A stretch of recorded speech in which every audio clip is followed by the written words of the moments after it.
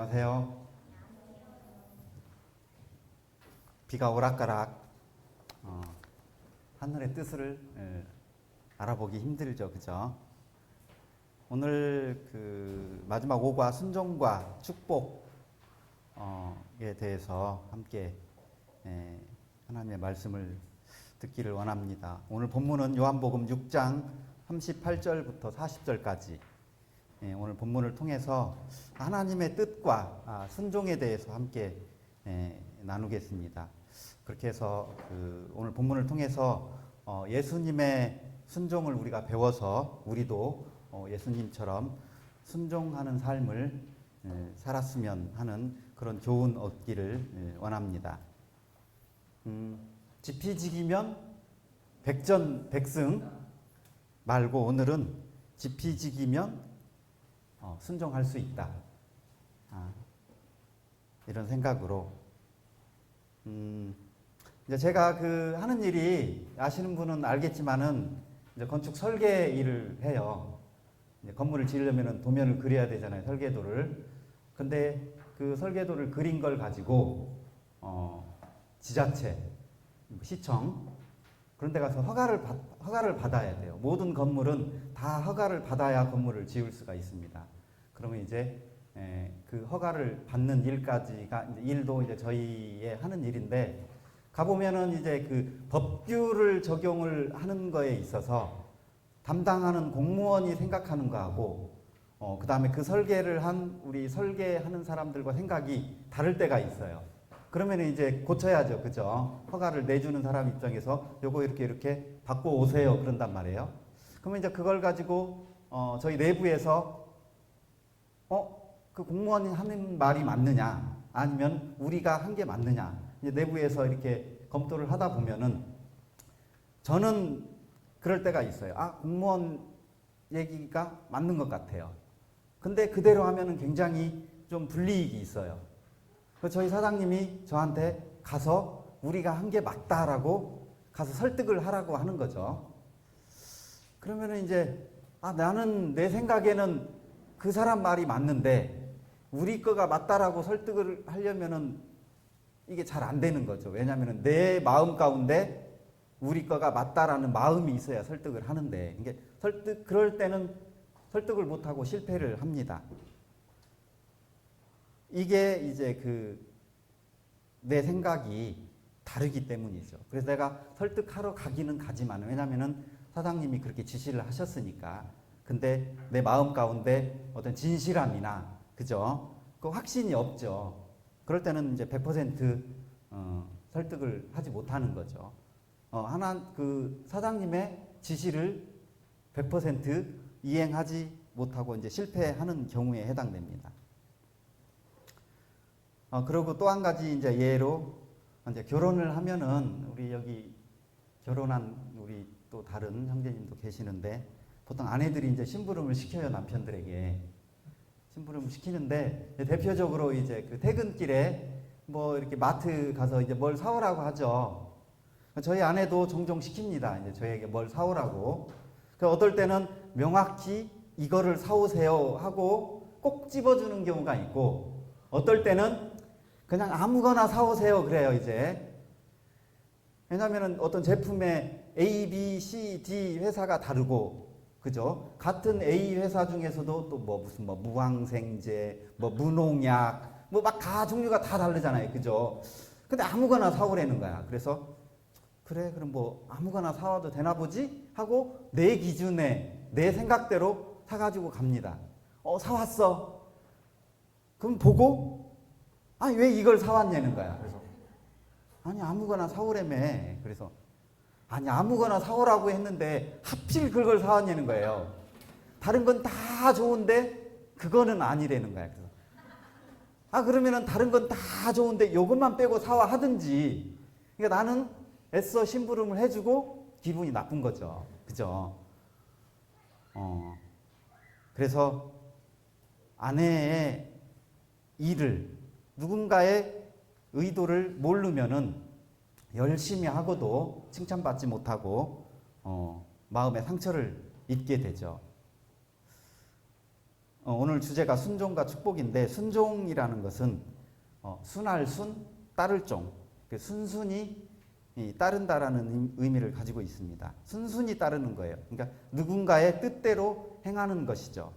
근데 만약에 누군가의 뜻이 아까 예를 든 것처럼 불분명하거나 또는 만약에 자주 생각이 바뀌면은, 그죠? 누군가가 바뀌면은 그 사람의 생각과 내 생각이 다른 거잖아요. 그죠? 그럴 때는 결코 순종할 수가 없습니다. 그래서 정말 순종하기 위해서는 그 지시를 하는 사람 또는 내가 따르고자 하는 사람의 생각과 내 생각이 맞아야 됩니다. 오늘 본문을 통해서 예수님은 하나님의 뜻과 자기의 뜻을 100% 일치시켜서 그대로 순종했던 모습을 볼 수 있습니다. 다 함께 요한복음 6장 38절, 40절 세 구절인데요. 함께 본문을 함께 같이 읽어보도록 하겠습니다. 요한복음 6장 38절부터 40절까지 말씀입니다. 자, 시작. 내가 하늘에서 내려온 것은 내 뜻을 행하려 함이 아니요 나를 보내신 이의 뜻을 행하려 함이니이다. 나를 보내신 이의 뜻은 내게 주신 자 중에 내가 하나도 잃어버리지 아니하고 마지막 날에 다시 살리는 이것이니라. 내 아버지의 뜻은 아들을 보고 믿는 자마다 영생을 얻는 이것이니 마지막 날에 내가 이를 다시 살리리라 하시니라. 마지막 날에 내가 살리리라. 예수님의 마음이 그 속에 들어 있습니다. 6장은 갈릴리에서 사역하는 이제 예수님의 그 사역 내용이 담겨져 있는데요. 앞부분에 이제 오병이어 기적을 통해서 5천 명을 먹이신 그 내용이 들어 있죠. 그 이적을 통해서 자신이 하나님의 아들임을 나타내고 있고요. 그리고 두 번째로는 이제 무리를 걸으시는 또 기적을 보이셨습니다. 이 일을 통해서 인간의 모습으로 오셨지만 자기에게 어떤 그 하나님의 신의 능력이 있음을 보여주셨죠. 그런데도 이제 여전히 사람들이 깨닫지 못하고 육신의 어떤 그 육신을 채워주는 떡을 바라는 그런 무리들을 저희들이 볼 수가 있습니다. 그래서 예수님께서 썩을 양식을 위하여 일하지 말고 영생하도록 있는 양식을 위해서 하라라고 그렇게 말씀하십니다. 그러면서 하나님의 떡은 하늘에서 내려 세상에 생명을 주는 것이다. 그러니까 이 세상에 있는 떡이 아니고 생명을 주시는 떡이다. 35절에서는 나는 생명의 떡이니 내게 오는 자는 결코 줄이지 않고 나를 믿는 자는 영원히 목마르지 아니하리라.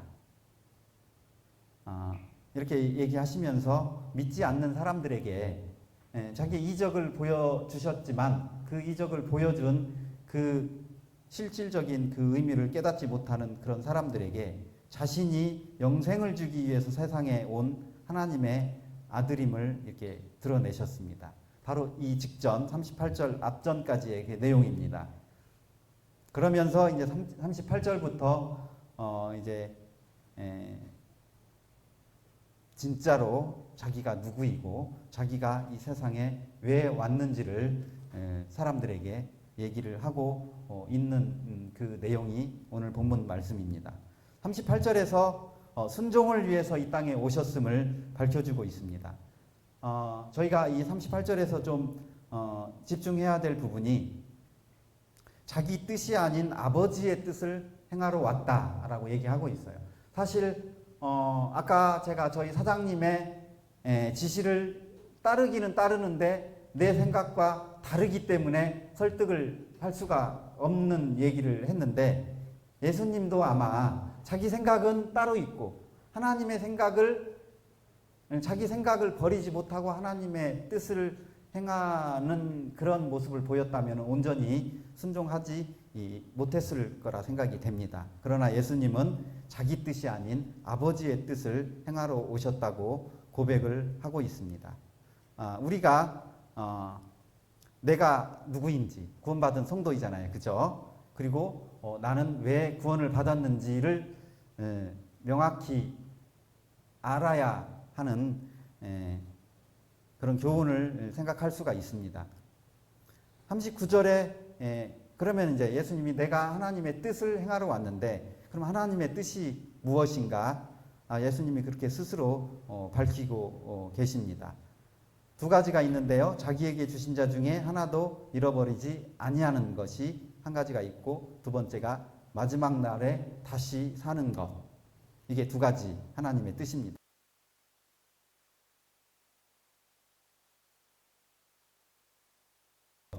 그리고 마지막 날에 내가 다시 살리는 것. 이게 하나님의 뜻이에요. 그러니까 하나님의 뜻이 예수님께 전해졌고 예수님께서 하나님의 뜻을 명확히 알고 계셨고 근데 그 하나님의 뜻은 사실은 예수님을 위한 것이 아니고 예수님을 믿는 자들 우리에게 유익한 것을 행하려고 하는 것이 하나님의 뜻입니다. 즉 39절과 40절에서 각각 약간 다른 말씀을 하셨지만은 공통적으로 결국은 믿는 자들에게 영생을 주는 것 그리고 마지막 날에 다시 살리는 것 곧 구원을 얘기하고 있는 거죠. 예수님은 자기를 향한 하나님의 뜻을 정확히 아셨고요. 그리고 하나님의 뜻에 자기의 뜻을 정확히 이렇게 맞추었던 것을 볼 수가 있습니다. 저희도 온전한 순종을 위해서는 하나님의 뜻을 저희들이 알아야 합니다. 본문 이외에 이제 저희가 이제 다른 성경의 말씀들을 통해서 조금 더 구체적으로 하나님의 뜻에 대해서 그리고 믿음과 순종에 대해서 그리고 순종에 대해서 성경에서는 어떤 약속을 했는지 그리고 이것을 통해서 우리에게 하신 또 하나님의 뜻이 있습니다. 그 뜻을 좀 살펴보면서 우리가 예수님처럼 순종하는 사람이 되는 것에 대한 그 교훈을 함께 공부하도록 하겠습니다. 먼저 예수님은 누구신지 다 아시겠지만 예수님은 하나님이시죠. 그죠? 나와 아버지는 하나이다. 그리고 빌립보서 2장 6절에서는 예수님은 근본 하나님의 본체시라고 사도 바울이 그렇게 얘기하고 있습니다. 그런 하나님께서 자기를 비워 종의 형체를 가져 사람들과 같이 되셨다라고 얘기하고 있습니다. 높으신 하나님께서 참 끝까지 낮아지셨던 그 사실을 저희가 알 수가 있습니다. 그리고 그러한 예수님께서 순종을 위해서 세상에 오셨다라는 것을 우리가 알 수가 있죠. 그죠? 나의 양식은 나를 보내신 이의 뜻을 행하며 그 일을 온전히 이루는 것이다 라고 예수님께서 스스로 얘기하셨고요. 그 다음에 오늘 암송 말씀이죠. 그죠? 히브리서 10장 7절 두루마리 책에 나를 가리켜 기록된 것과 같이 하나님의 뜻을 행하러 오셨나이다. 이 말씀을 통해서 예수님께서 세상에 왜 오셨는지를 그리고 예수님께서 이 세상에 하나님의 뜻을 행하기 위해서 오신 분이라는 사실을 알 수가 있습니다. 하나님의 뜻은 저희가 요한복음 6장에서 알고 6장에서 얘기하셨던 것보다 구체적으로 하나님의 뜻을 나타낸 부분이 이제 히브리서 10장 5절 6절인데요. 하나님은 소나 양이 아닌 아들을 통해서 세상 죄를 대신해서 희생 제물로 삼으시기를 원했습니다. 그게 하나님의 뜻입니다. 하나님은 제사와 예물과 번제와 속죄제를 원하지 않았고 기뻐하지도 않았다고 물론 많은 구약 성경 호세아나 사무엘이나 이런 하나님께서 이런 얘기를 하셨죠. 근데 이 말씀이 구약 성경에서부터 이렇게 예수님에 대해서 사실은 이 말씀은 영원 전부터 하나님께서 예정하신 뜻입니다. 에베소 3장 11절 곧 영원부터 우리 주 예수 그리스도 안에서 예정하신 뜻대로 하신 것이다.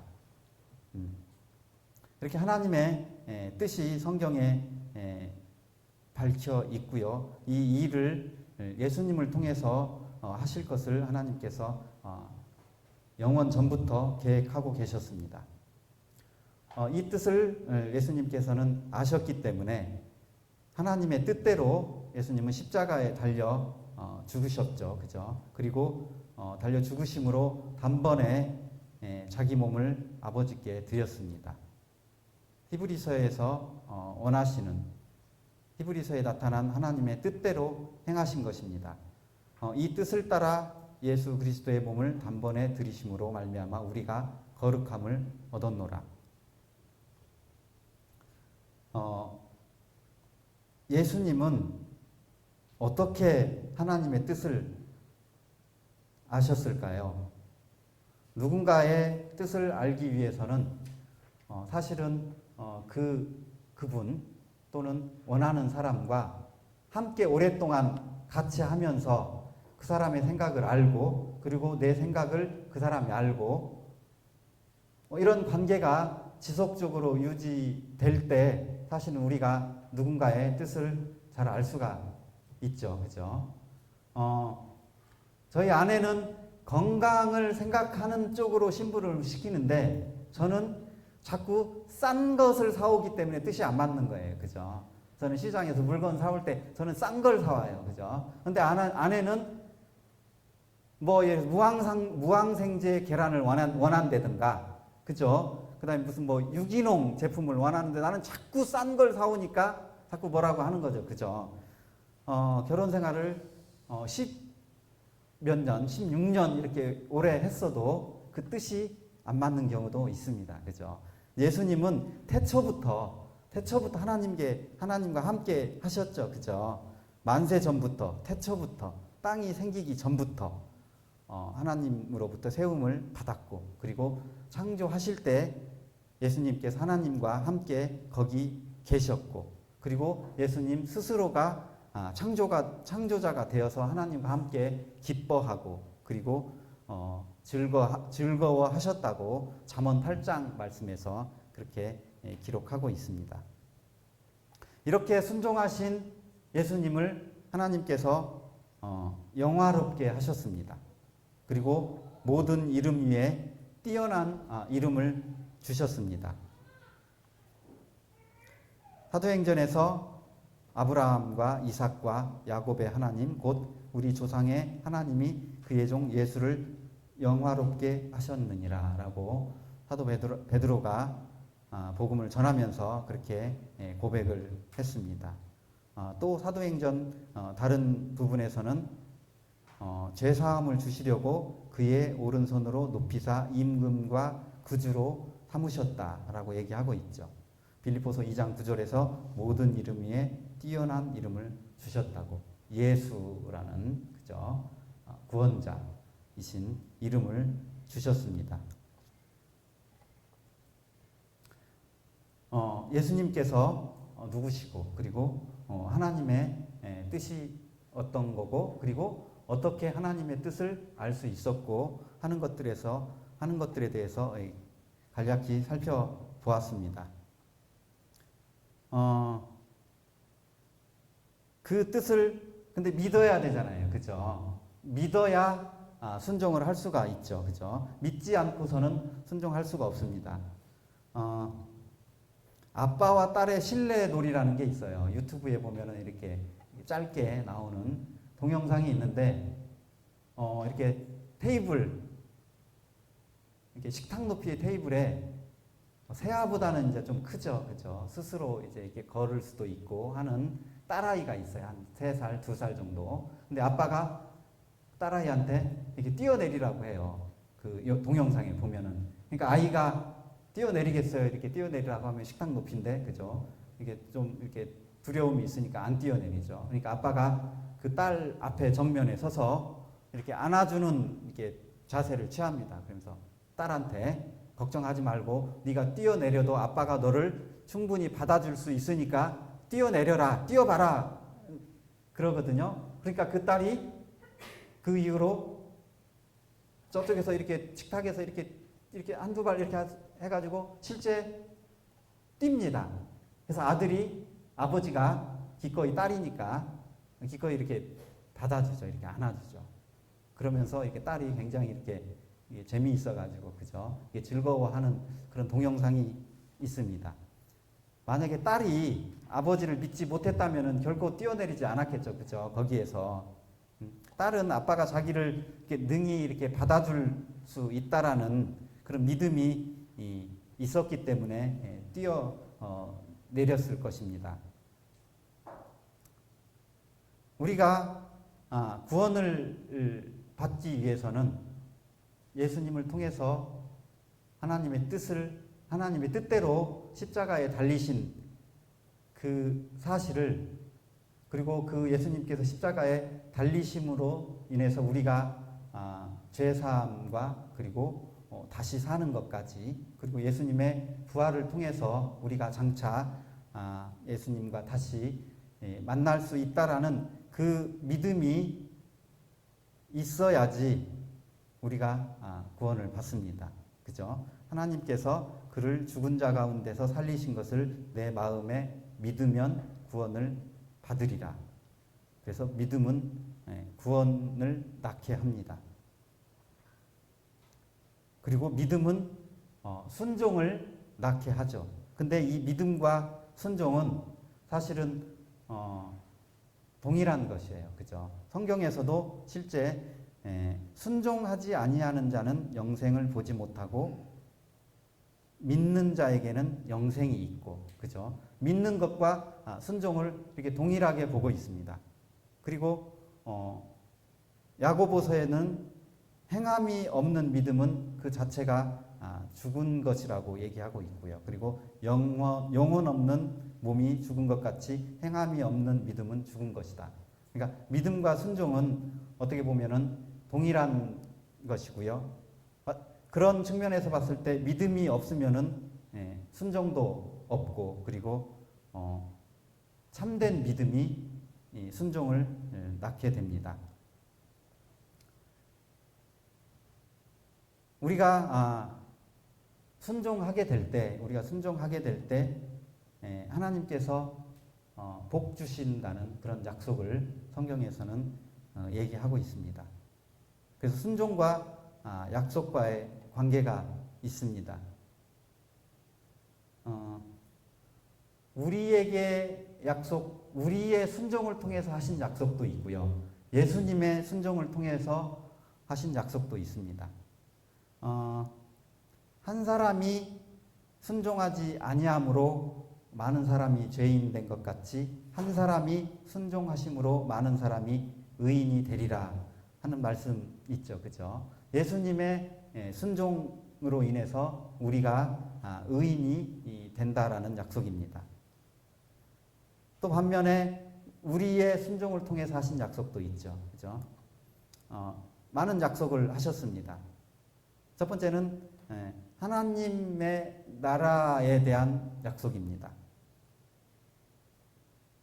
가난한 자는 복이 있나니 하나님의 나라가 너희 것이니요. 이 복은 하나님의 나라를 얘기하고 있죠. 그죠? 그리고 또 다른 약속은 영생입니다. 내 말을 지키면 영원히 죽음을 보지 아니하리라. 요한복음 8장 51절 말씀인데요. 이 약속은 영생에 대한 약속입니다. 또 다른 약속이 있습니다. 이 약속은 생명의 면류관을 주시는 약속입니다.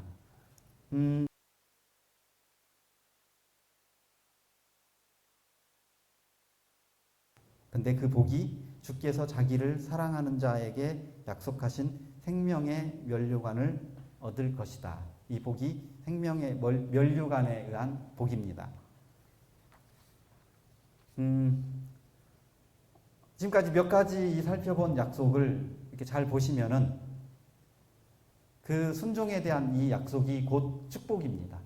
순종을 하면 뭔가 뭐 특별한 어떤 다른 복을 주시겠다라는 게 아니고 순종을 통해서 하신 약속이 곧 복인 거죠. 그죠? 순종을 통한 축복이 곧 그리고 그 영생이고요. 구약 성경에 보면은 하나님께서 이스라엘 백성에게 수많은 약속을 합니다. 그죠? 율법을 지키면은 내 말을 들으면은 그죠? 근데 그 모든 약속은 이 땅에서에 대한 축복입니다. 특징이 대표적으로 이사야서 1장 19절에 보면은 너희가 즐겨 순종하면 땅의 아름다운 소산을 먹을 것이요 라고 얘기하고 있습니다. 신약 성경에서 하나님이 우리에게 하신 약속 중에 너희가 내 말을 믿으면 또는 내 말을 따르면 내 계명을 들으면 부자가 되게 하겠다라든가 그죠? 이 땅에서 어떤 큰 명예를 주겠다라든가 그죠? 100세 시대에 건강하게 100세까지 사는 그런 축복을 주겠다. 구약 성경에서 땅의 아름다운 소산을 먹을 것이다라는 약속, 그런 약속은 어디에도 찾아볼 수가 없습니다. 그죠? 방금 영생 또는 의인 또는 하나님의 나라, 멸류관 이런 약속이죠. 그죠? 이런 약속들은 구약의 이스라엘 백성과의 한 약속과 다릅니다.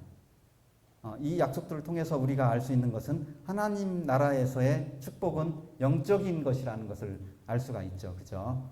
로마서 14장 17절에 하나님의 나라는 먹는 것과 마시는 것이 아니요 오직 성령 안에 있는 의와 평강과 희락이라.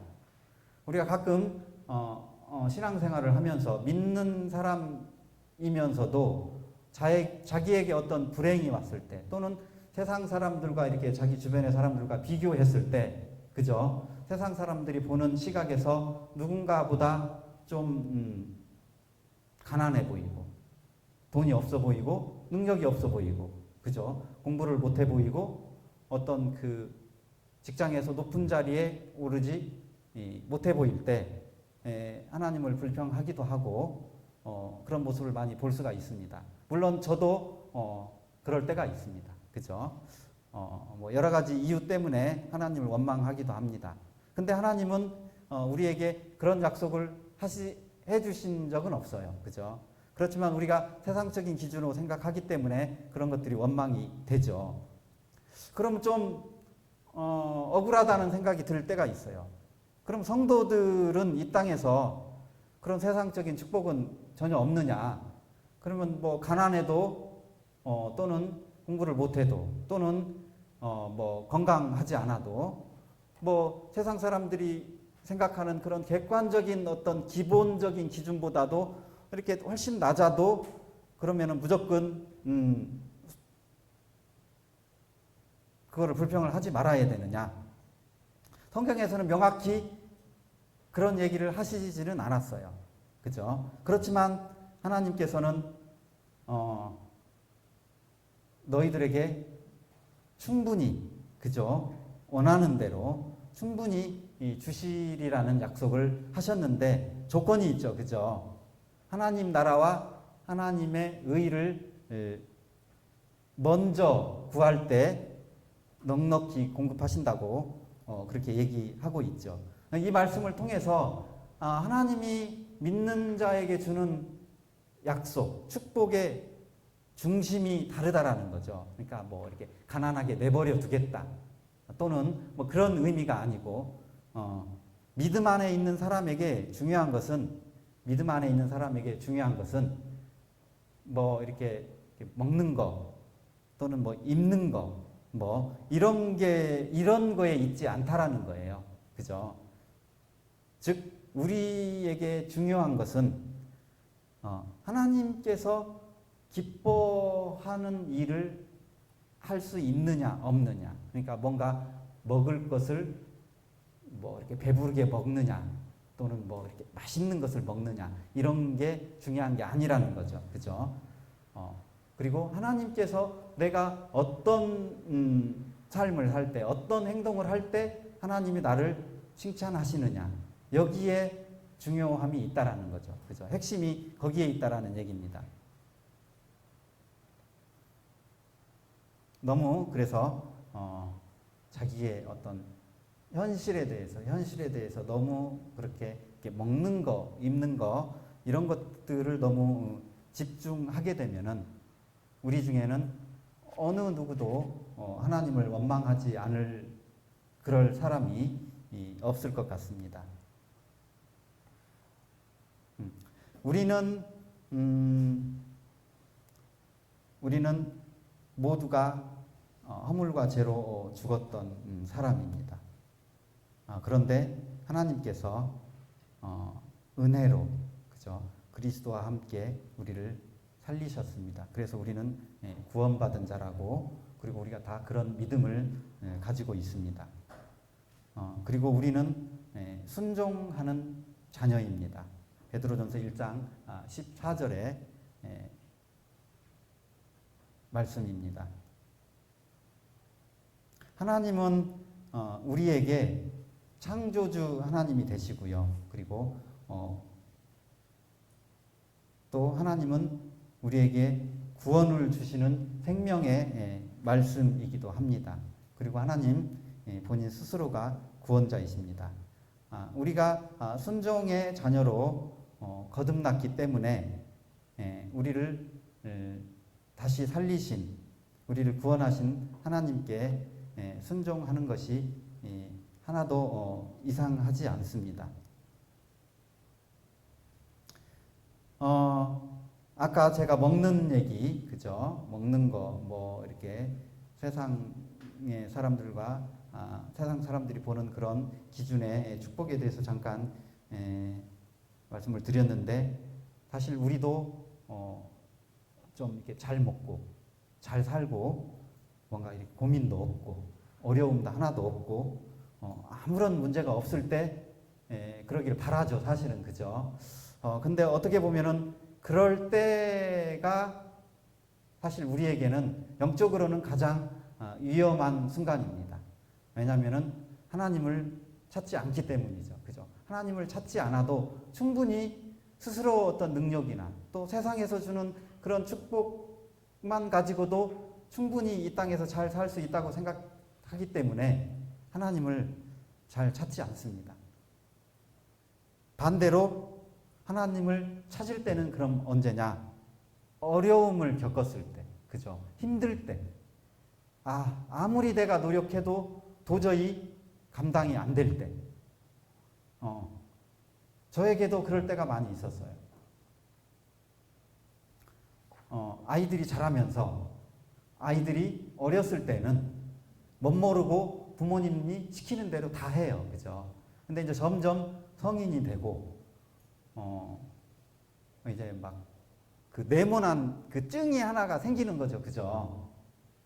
주민등록증이 생기면서 그때부터는 이제 부모님의 말을 잘 듣지 않아요. 근데 생각해 보면은 부모님의 생각이 항상 옳은 건 아니에요, 그죠? 그럴 때 참 아버지로서 힘들구나. 어떻게 해야 될지를 모르겠는 거예요, 그죠? 그럴 때가 있었어요. 학생 신분이 지나고 이제 진로도 해야 되고 이제 부모로서 상담도 해야 되고 자녀들의 앞날을 위해서 좀 고민도 하고 해야 되는데 그게 잘 안 됐던 거, 저에게. 그래서 그것 때문에 이렇게 아내하고도 이제 의견 다툼도 생기고 그럴 때가 있었습니다. 그랬을 때 아버지 학교라는 프로그램이 저희 동네 교회에서 이렇게 바로 이제 그 장로교회에서 그런 이제 플랜카드가 보였어요. 그래서 아내가 나한테 거기를 가라는 거예요. 그래서 처음에는 나 같은 아빠가 어디 있다고 나한테 저기를 가라는 거야. 이제 기분이 나빠가지고 안 간다고 그랬어요. 그랬는데 가만히 생각해 보니까 그런 그 일련의 그 어떤 고민들 있죠. 내가 가정에서 아빠로서의 내가 뭔가 가정을 위해서 할 수 없어서 그런 무력감에 무력감에 빠졌다라는 걸 생각을 해서 가게 됐어요. 그래서 5주 동안에 이제 일주일에 매주 토요일 날 하는 프로그램인데 거기를 이제 가서 제가 느낀 게 있어요. 저는 아버지가 좀 일찍 돌아가셨어요. 아버지가 일찍 돌아가셨기 때문에 내가 나의 자녀들이 학교를 졸업하고 진로를 고민하고 그런 그 성인이 되어가는 과정, 그러니까 내가 그럴 때 저는 아버지가 안 계셨어요. 아버지가 안 계셔가지고 아버지와의 어떤 교감, 그죠? 나의 고민, 지금의 자녀들의 나이, 내가 그때 나이일 때 저는 아버지와의 어떤 교감이 없었던 거죠. 그죠? 그러면서 아버지로서의 어떤 역할, 그리고 또 자녀들에 대한 그런 아버지의 경험을 저는 이렇게 물려받았거나 함께 경험했거나 그런 경험이 없었구나. 그게 어쩌면 자녀들을 양육하고 또 함께 고민하고 그런 역할을 내가 하지 못했었구나. 그런 제가 그때 그런 생각을 하게 되었습니다. 어찌됐든 그런 그 프로그램을 통해서 그런 아버지로서의 어떤 그 책임과 역할 그리고 정체성 뭐 그런 것들을 조금 이렇게 회복했던 계기가 되었고요.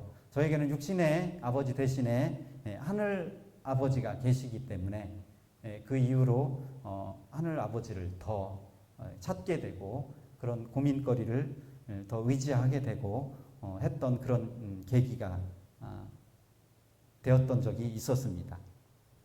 마태복음 5장 3절에 심령이 가난한 자는 복이 있나니 천국이 그들의 것이며, 그러니까 여기서 심령이 가난하다라는 것은 자신의 무력감을 인정하고 하나님의 전능하심을 의지하고 싶은 그런 마음, 그게 이제 심령이 가난하다. 그런 사람을 심령이 가난한 자라고 합니다.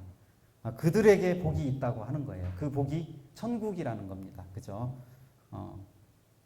세상에서 얘기하는 그 복이 아니라는 것을 알 수가 있습니다. 예수님에게 바라시는 하나님의 뜻이 있는 것처럼 마땅히 우리에게도 하나님이 바라시는 뜻이 있는데 대표적인 게 거룩과 그리고 사랑입니다. 거룩은 하나님의 본질, 그죠? 죄 없으신 하나님의 본질이고 하나님의 의라고 할 수 있습니다. 하나님의 뜻은 이것이니 너희의 거룩함이라.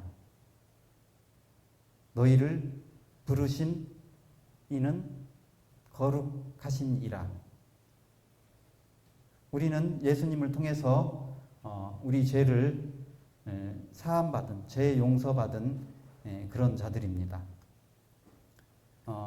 죄 없다고 우리가 죄가 없어서 너희는 너희의 죄를 기억지 않고 너희를 죄 없는 자라 하신 게 아니고 우리가 죄가 여전히 우리에게 죄가 있지만 예수님께서 우리 죄를 사하신 그 공로를 통해서 우리가 하나님으로부터 죄 없는 자라고, 그죠? 의로운 자라고 칭함받는 사람이 되었습니다.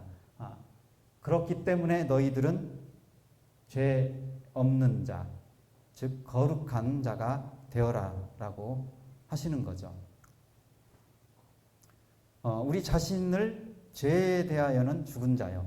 그리고 예수 그리스도 안에서 하나님에 대해서는 살아있는 자로 여겨라. 그러니까 우리 자신을 죄에 대해서 죽은 자로 여겨라라고 하고 있고요. 그리고 우리 몸을 죄 짓는 일에 사용하지 말라고 하십니다.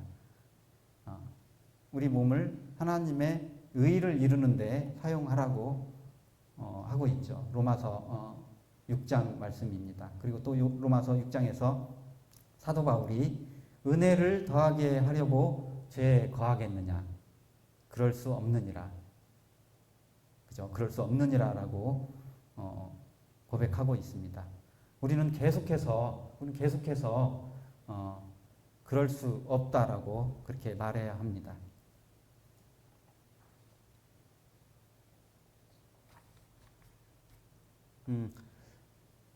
자녀들, 이제 저에게는 이제 자녀들이 청년이기 때문에, 자녀들을 통해서도 알 수 있지만은, 여러분들과 함께 같이, 저희가 청년회 같이 이렇게 교제하면서 참, 저의 청년의 때를 돌아보기도 하고요. 그래서 청년의 때가 어떤지를 이제 가끔 생각해 볼 때가 있습니다. 그래서 마음껏 내 자신의 그런 그 욕망과 욕구와 그리고 세상에서의 그런 유혹들을 막 펼쳐 보이고 싶은 때죠. 그죠? 갑자기 부모님의 그런 그 다스림이라고 하면 좀 부모님의 울타리 안에 있다가 세상 밖으로 나가 보니까 너무나 내가 그동안에 보지 못하고 알지 못했던 게 이렇게 자꾸 눈에 보이는 거죠. 그죠? 때입니다. 성경에서는 그 청년의 때, 물론 청년의 때뿐만은 아니겠지만은 세상에서의 유혹이 너무 크기 때문에 예를 들어서 사단의 공격은 대적하라고 하지만 육신의 죄, 그죠? 정욕은 피하라고 합니다. 왜냐하면 맞서 싸워서 이길 수가 없기 때문이죠. 그죠? 정욕은 피하라고 하신 대로 우리는 죄를 생각나게 하고 죄를 짓게 하는 모든 일들을 피해야 됩니다. 제가 구원받고 친구들의 모임에 잘 안 나가다가 어쩌다가 한번 나갔어요. 내가 그들에게 복음을 전해야지 하고 참 큰 결단을 하고 나갔는데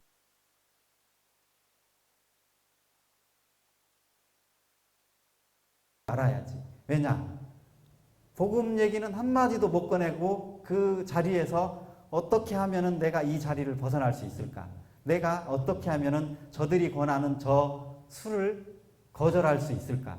머릿속에 그 생각만 하다가 그냥 나온 적이 있어요. 그래서 제가 제 생각이 깨진 거죠. 그죠? 이길 줄 알았는데 그런 경험이 저에게도 있습니다. 술자리를 아예 이렇게 멀리 하거나 피하는 것, 그리고 쾌락을 즐길 수 있는 곳 또는 쾌락이 생각나는 곳, 그런 곳은 아예 피하고 멀리 하는 것이 우리가 죄에서부터 멀어지고 우리를 거룩함으로 이렇게 자라가게 되는 그런 방법인 것 같습니다. 두 번째 이제 우리를 향한 하나님의 뜻 사랑. 사랑에 대해서는 여러분들이 다 여러 번 우리가 교제를 나누고 또 여러분 스스로도 사랑에 대한 말씀을 잘 알고 있습니다. 그죠? 새 계명을 너희에게 주노니 서로 사랑하라. 주 너의 하나님을 사랑하고 그리고 내 이웃을 내 자신과 사랑은 하나님의 최고의 성품입니다. 왜냐하면 사랑은 하나님께 속한 것이기 때문이죠. 그죠? 그리고 예수님의 십자가 사역은 저는 하나님의 사랑의 극치라고 생각이 됩니다. 왜냐하면 자기의 생명을 버리실 만큼 사랑할 수 있는 사람이 우리 중에 누가 있겠습니까? 그죠? 이와 같이 큰 사랑은 없을 것입니다. 그리고 순종하는 자가 참으로 하나님을 사랑하는 자라고 성경에서는 기록하고 있습니다. 청년들을 통해서 사랑은 교회와 성도를 섬김으로 나타난다라는 것을 저는 청년들을 통해서 배우기도 합니다. 얼마 전에 어린이회 성경학교 때 청년들이 참 수고하고 그리고 함께 했던 모습을 보았고요. 그죠? 그리고 또 지난주에는 또 학생 청년 복음반 연합 찬양 집회 때 많은 청년들이 함께 함으로 큰 유익을 얻는 모습들도 보았고요. 그리고 평소에도 많은 청년들이 어린이나 학생의 교사로 또 그리고 여러 보이지 않는 부분에서 교회를 섬기고 있는 모습들을 보게 됩니다.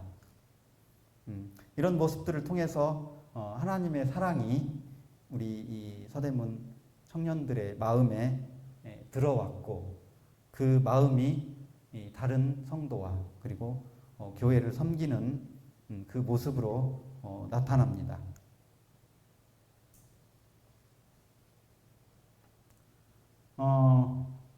올해 처음으로 제가 출근길에 지하철을 타고 갔는데 자리를 누가 양보했어요, 저에게. 젊은 청년이 저에게 자리를 양보해서 제가 괜찮다고 이렇게 억지로 이렇게 앉혀서 갔는데 제가 이제 머리가 하얗잖아요, 그죠? 그래서 양보를 한 것 같아요. 근데 사실 저는 머리에 염색을 안 하거든요. 왜냐면은 머리 색깔보다 더 중요한 게 있어요. 그죠? 머리 숫자. 머리 숫자가 더 중요하기 때문에 저는 염색을 안 하고 한 번도 안 했어요. 그래서 아마 제 머리가 하얗기 때문에 양보를 한 것 같아요. 근데 이제 누군가가 나를 양보하지는 않지만 저는 이제 아직까지 지하철에서 이렇게 빈자리가 있으면 앉는데 이렇게 막 찾아다니지는 아직 그럴 때는 안 됐다고 생각됐기 때문에. 근데 가끔 내 앞자리에 자리가 생겼을 때 옆에 다른 분 더 불편하신 분이나 또는 특히 이렇게 좀 나이 들은 아주머니 분들한테는 제가 가끔 자리를 양보를 해요. 그럼 이제 고맙다고 하죠. 아마 청년들은 저보다 더 훨씬 많이 자리를 양보하겠죠, 그죠? 여러분들이 뭐 이렇게 막 찾아다니면서 자리 빈 자리 없나? 혹시 그러는지는 모르겠는데 저는 이제 그럴 때 예전에는 제가 스스로 막 뿌듯했어요. 양보하고 누군가가 나한테 고맙다고 말해주면은 스스로 이렇게 자랑이 된 것 같은 뿌듯한 생각이 들었는데 최근에는 이제 성경 말씀을 계속 보면서 이런 게 나의 자랑이구나. 이런 모습이 나의 자랑으로 나타나는구나. 그런 생각이 들더라고요. 그래서 요즘은 그런 모습, 그러니까 나의 이런 행동을 통해서 하나님께서 자랑을 받아야 되는구나. 그죠? 근데 그들은 믿지 않는 사람들인데 나의 그런 모습을 통해서 하나님을 생각하겠어요? 그렇지 않죠. 그죠? 그래서 저는 그게 나의 자랑으로 생각하지 않고 그런 나의 모습을 나를 통해서 그렇게 이웃에게 그런 그 선을 행하게 하신 하나님께 제가 감사를 드립니다. 그러면서 생각하는 게 하나님은 교회 안에서뿐만 아니라 교회 밖에서도 나에게 하나님이 되어 주시는구나. 그러면서 그런 사랑을 나를 통해서 사랑을 드러내시는 하나님께 제가 감사하고 영광을 돌립니다. 이런 모습들을 통해서 하나님은 이웃에게도 사랑을 우리가 베풀게 하기를 원하시는 이런 모습들을 통해서 우리가 또 하나님의 사랑을 이웃 사랑으로 나타내는 그런 하나님인 것을 묵상하게 됩니다. 우리가 이제 하나님의 뜻에 대해서도 살펴보았고, 그죠? 우리 자신이 어떤 사람인지 살펴보았습니다. 순종을 잘 하기 정답이 있는지는 모르겠어요, 그죠? 정답이 있는지는 모르겠는데 그 동안에 이렇게 지금 몇 가지 성경 말씀을 통해서 살펴본 그 과정을 통해서 어떻게 하면 우리가 잘 순종할 수 있을까? 몇 가지 좀 제가 생각을 해봤는데요. 한 가지는 하나님의 말씀에 대한 믿음이 있어야 되겠죠. 그죠? 딸이 아버지의 말을 믿고 뛰어내릴 수 있었던 것처럼 우리는 하나님의 말씀에 대한 믿음이 있어야 됩니다. 두 번째는 나의 생각과 나의 뜻을 버려야 되겠죠. 그죠? 아내는 건강한 제품을 사오라고 하는데 나는 내 뜻대로 싼 제품을 사가면은 아내가 기뻐하지 않습니다. 나아만 장군이 자기 그 나병을 고치고자 이스라엘에 갔을 때 엘리사는 그냥 요단강에 가서 몸을 7번 씻으라고 했는데 나아만이 그 소리를 듣고 분노했습니다. 아니 7번 씻으라고 해서 7번 씻으면 되는데 왜 분노했을까요? 나아만은 내 생각에는 그가 내게로 나와 서서 그의 하나님 여호와의 이름을 부르고 그의 손을 그 부위 위에 흔들어 나병을 고칠까 하였도다. 그러니까 나만 장군의 생각이 있었던 거예요. 근데 엘리사가 자기 생각과 전혀 다른, 자기 생각이 마치 대단히 좀 특별해 보이고, 그죠? 뭔가 독특한 방법이라고 생각했는데 너무 쉬운 얘기잖아요. 그냥 요단강에 가서 7번 몸을 씻으라고 하니까. 그래서 분노했습니다. 우리가 순종이 어려운 이유는 내 생각과 내 뜻대로 하려고 하기 때문에 순종이 어렵지 않을까 생각을 해봅니다. 마무리하겠습니다. 내 뜻을 행하려 함이 아니요 나를 보내신 이의 뜻을 행하려 함이니라.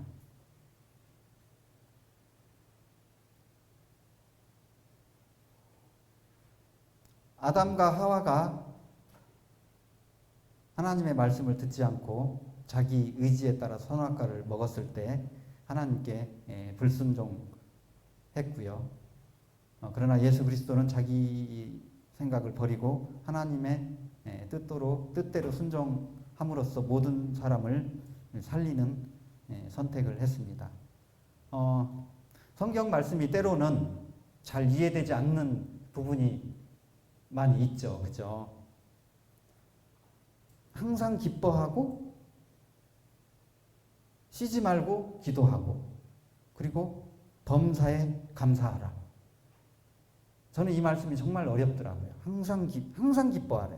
그리고 쉬지 말고 기도하고 범사에 감사하라. 제가 이 말씀이 이해가 되지 않은 이유는 제 생각과 다르기 때문이죠. 그죠? 제 생각이 하나님의 말씀과 다를 때 결코 순종이 불가능하다라고 생각이 듭니다.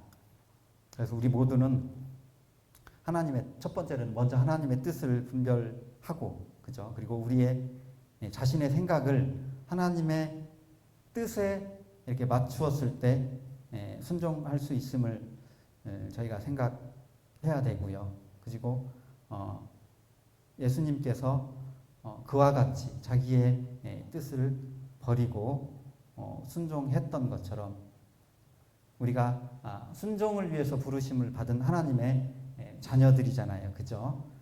그 말씀이 우리가 믿어진다면은 우리도 마땅히 하나님의 말씀과 그리고 하나님과 그리고 예수 그리스도께 순종하는 그런 자녀이어야 할 것이라고 생각이 됩니다. 기도하고 그리고 마치도록 하겠습니다. 먼저 내 뜻과 고집을 버릴 수 있었으면 좋겠습니다. 그리고 두 번째로 하나님의 뜻을 바르게 분별할 수 있었으면 좋겠습니다. 예수님께서 이 땅에서 온전히 순종하셨던 것처럼 우리도 하나님과 그리고 하나님의 말씀 앞에 온전히 순종하는 자가 되기를 이 시간 기도를 드립니다. 감사드리며 우리 주 예수 그리스도의 이름으로 기도드렸습니다. 아멘.